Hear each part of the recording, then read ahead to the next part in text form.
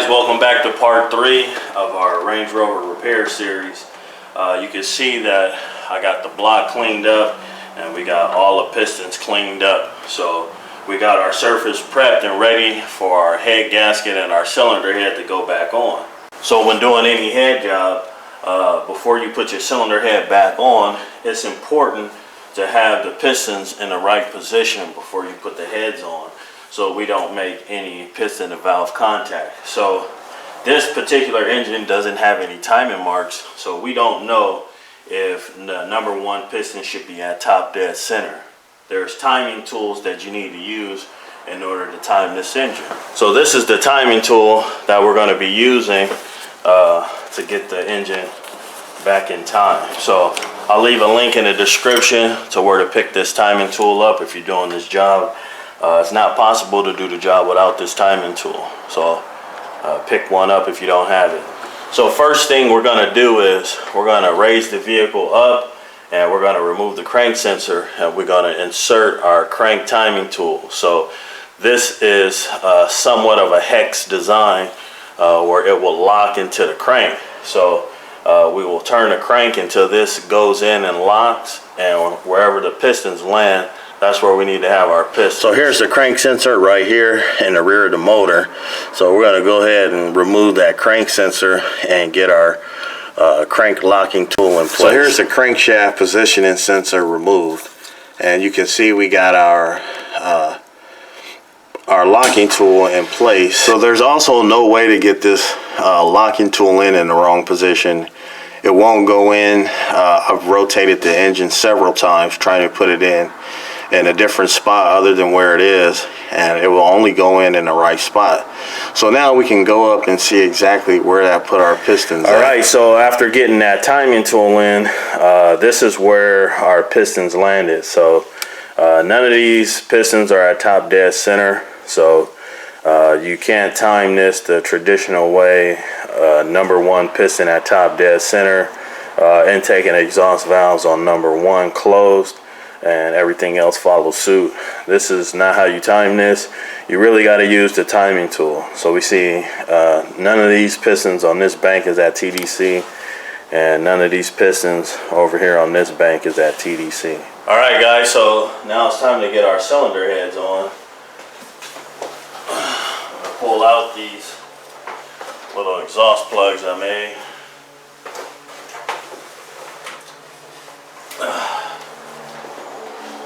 Already gone through and felt the cylinder block for any grease.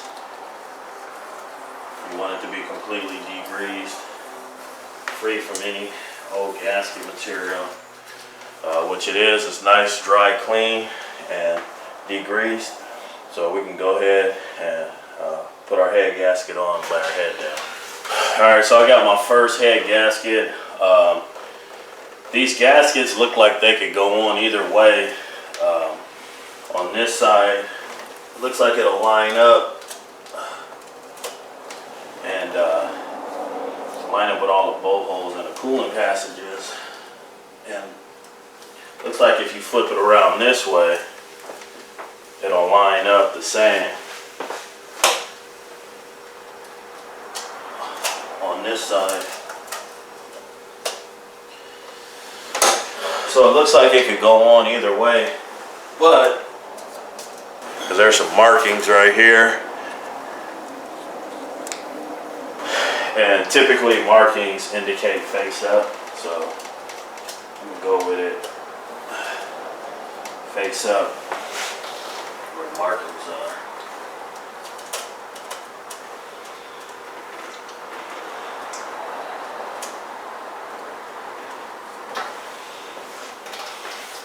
Alright, so let's get the cylinder head bolted down. So because I got the exhaust manifold bolted to the cylinder head, and we're going to have to angle it down and get it in the exhaust pipe and get it on the dowel pins, it may be a little more difficult. So what I did was took one of the head bolts and cut the head off of it, and I cut a little slot in there to be able to get a flathead screwdriver to pull it back out.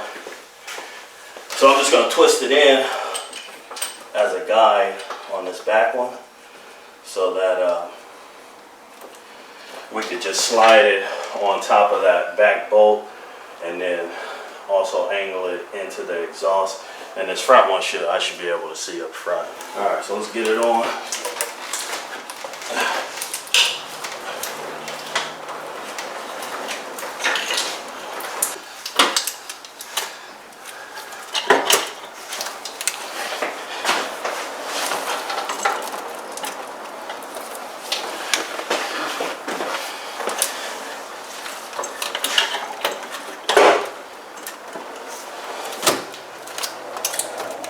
So I got new head bolts for these, but it's not 100% necessary. You can't reuse these one more time. So I'll put a little bit of clean motor oil on it and go ahead and run it down just to hold our head in place.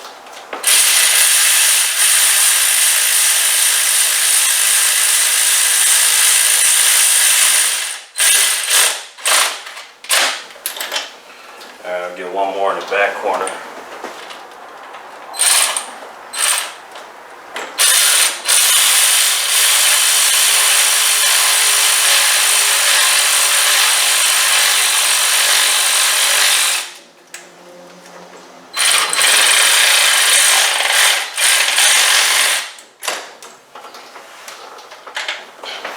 Alright, so let's get that little guide pulled out.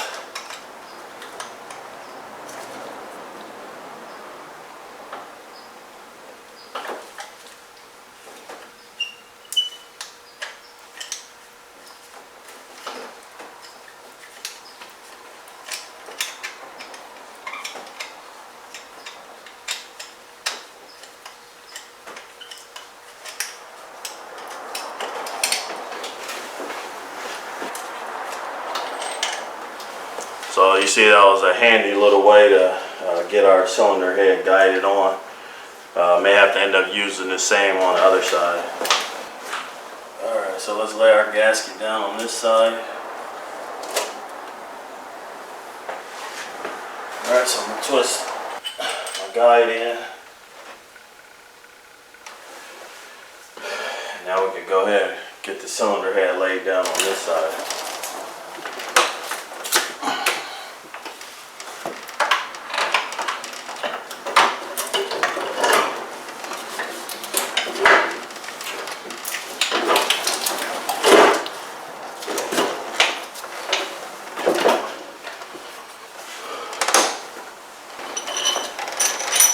Get a couple bolts started. Put some clean motor oil on them.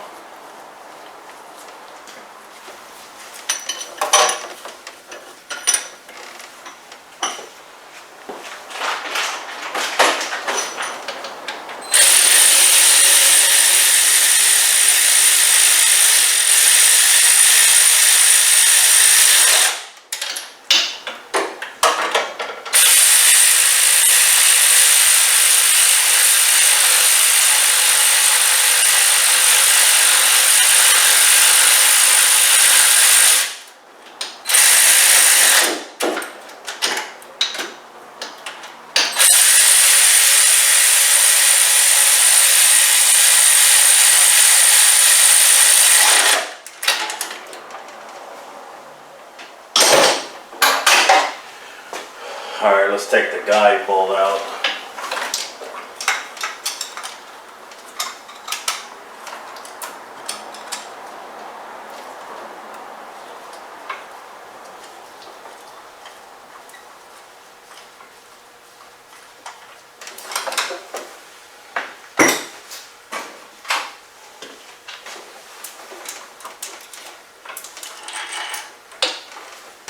Alright, so I'm going to go ahead and torque all these bolts down, and then we'll start getting the timing set up.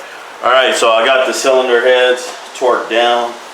Here's the torque specs if you need the torque specs. Alright, so here's the tightening sequence on the cylinder head, and then also here's the torque specs here. So also don't forget those two small bolts up front, 11 and 12. So at this point I'm going to go ahead and install the cam. So it's important when you install this cam that this flat portion of the cam is sticking up. Don't confuse it with the back side. This side's a lot smaller. So you want this part, you want this part to be sticking straight up. This is where your timing tool is going to go on.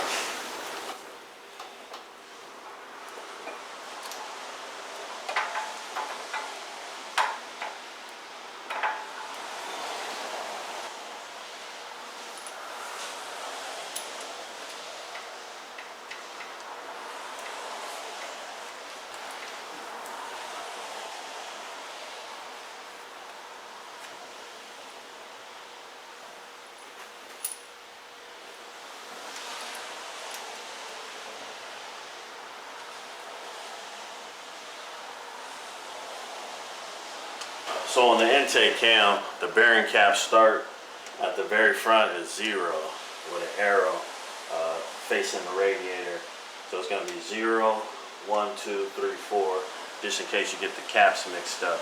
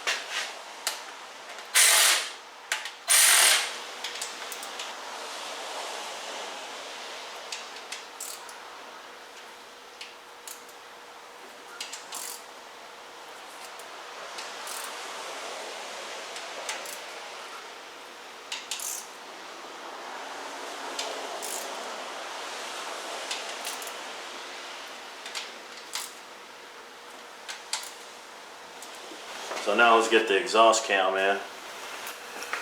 Same thing on the exhaust cam. You want to get it at the flat spot. Don't be confused by the back side. You want it right here. You want this facing up.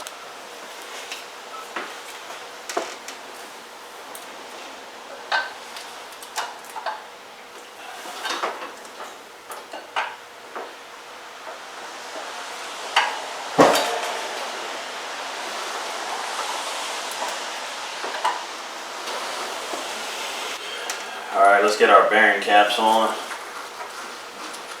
These pick up right where the intake bearing caps left off, number 4, and then it picks up number 5, 6, 7, 8, 9, all the way back.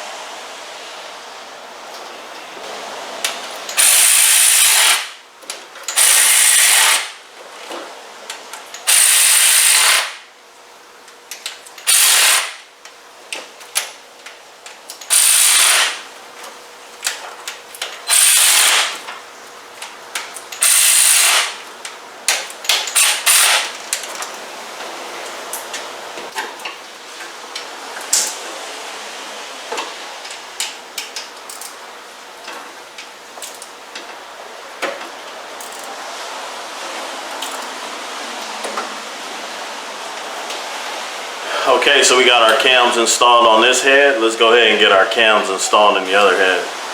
Same thing with this cam. You want to get the flat spot for the timing tool facing up.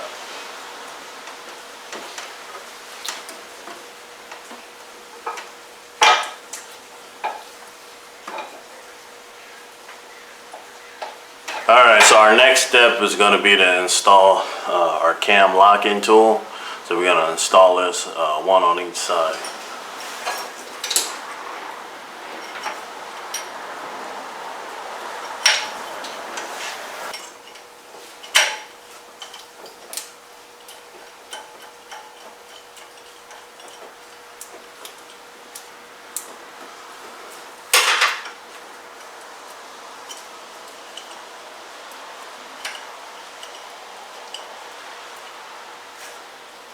Here's a close-up on a locking tool. You can see how the locking tool lies flat across the cam. The key here is to have this flat across on both cams to make sure it's properly timed. And we see that the tool is flush with the cylinder head.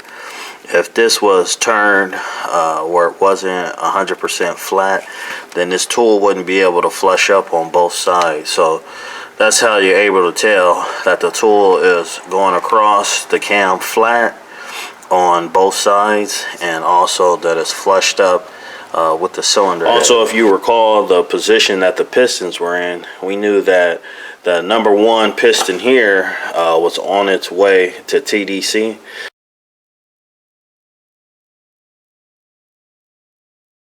So we can see the position of the cams being that the intake and exhaust cams are away from the cam follower. This means that this piston is on a compression stroke near TDC on a compression stroke. And then if we recall, this other cylinder back here was also on its way up.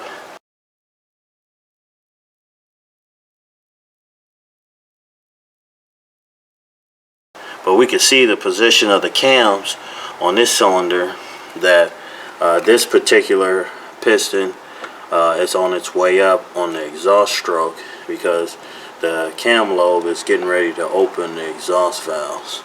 So this makes sense that the engine is timed by using this timing tool.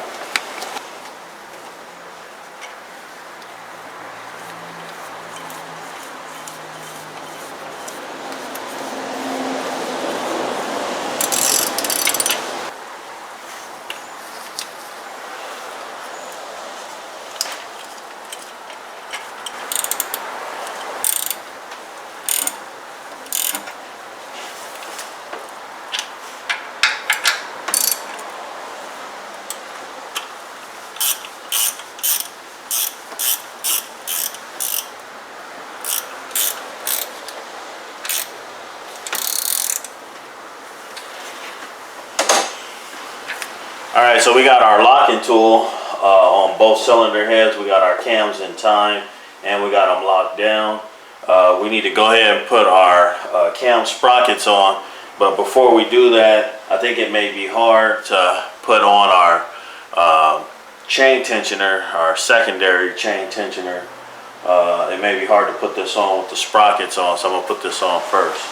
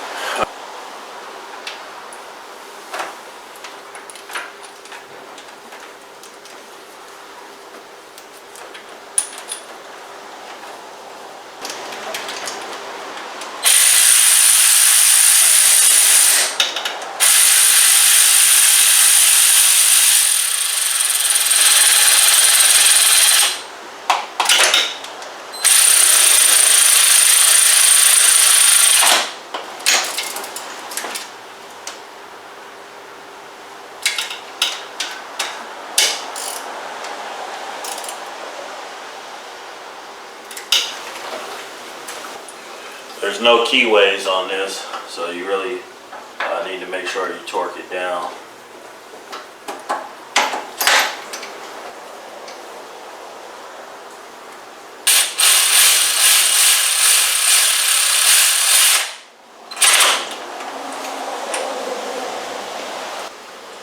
Okay, so we got a caution here in our directions. At 19, it says the intake camshaft sprocket bolt must be tightened before the exhaust camshaft sprocket bolt. Engine damage will occur if this procedure is not followed. Go ahead and torque this down now before we put the exhaust on, just so we don't forget that step. And you see our intake camshaft sprocket retaining bolt. Here's our torque spec. Step 1, 15 foot-pounds, and then step 2, 90 degrees.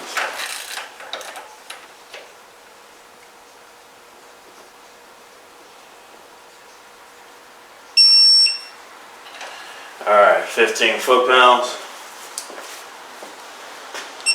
Now let's give it 90 degrees.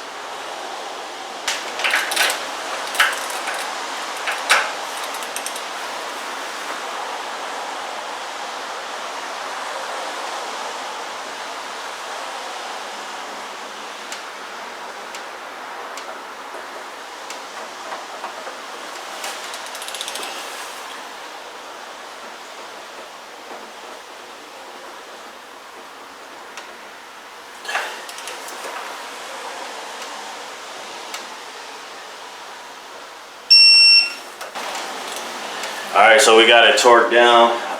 It was pretty much almost about 100 foot-pounds on this. So this thing needs to be on pretty tight. So now let's get the exhaust sprocket on, and let's slide our chain on as well.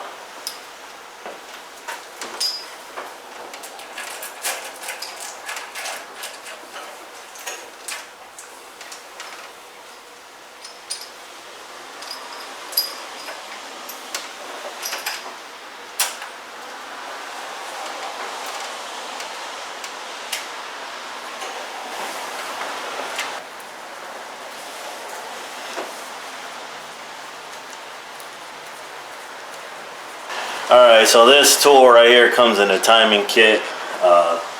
This is to set the tension on this chain right here. So we've already tightened this one, so this one won't spin. And then we're going to just keep this one loose. And then we're going to insert this tool and then turn it counterclockwise. Put some tension on the chain.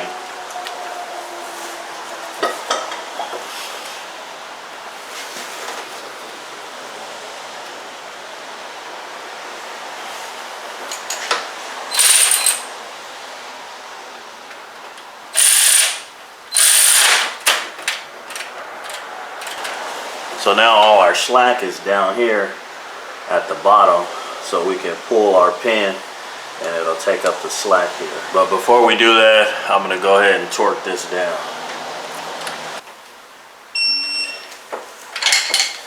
Alright, now I'm going to go ahead and pull the pin, and we got nice tight tension on this chain. Okay, so I'm going to go ahead and do the same exact thing to the other side, and then we'll start setting up our primary chain.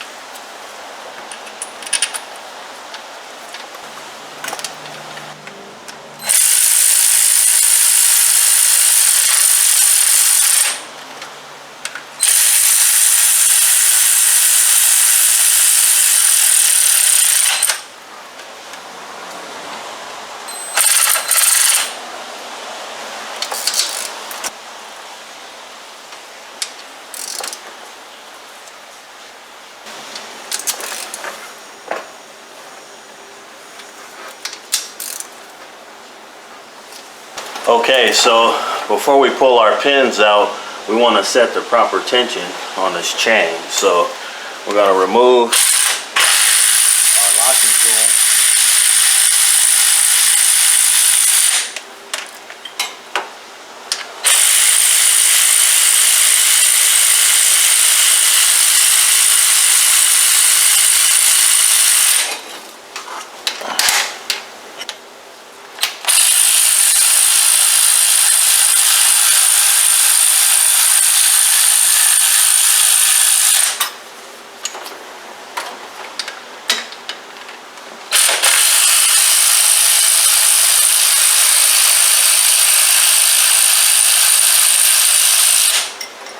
We're just going to rotate it back just a little bit to get all the slack out.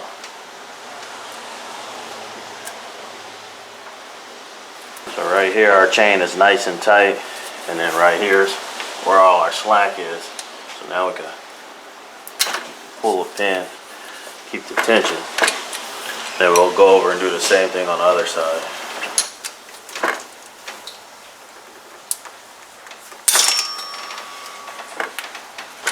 You don't want to turn this so hard that you bust this bolt loose, because don't forget we still got the crank lock. So this will only turn just a little bit, just to take the slack out.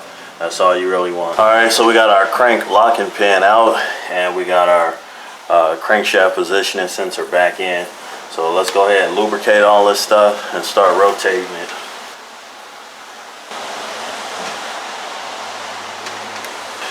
I'm also going to pour some down the cylinder and on the cams.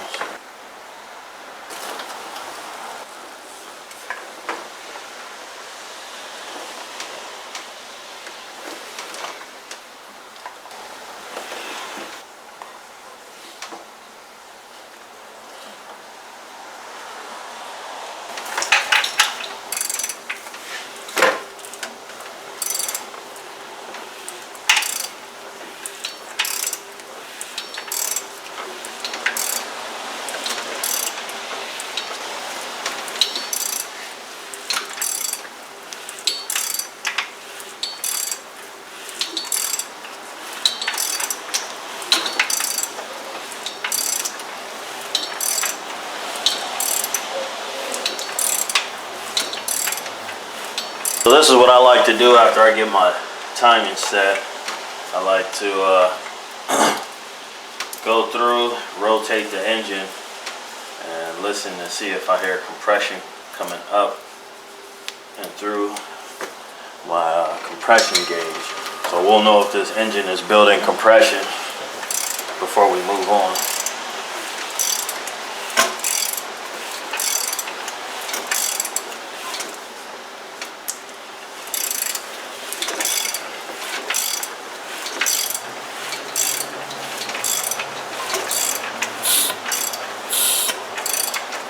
So we got air coming up and out of this one.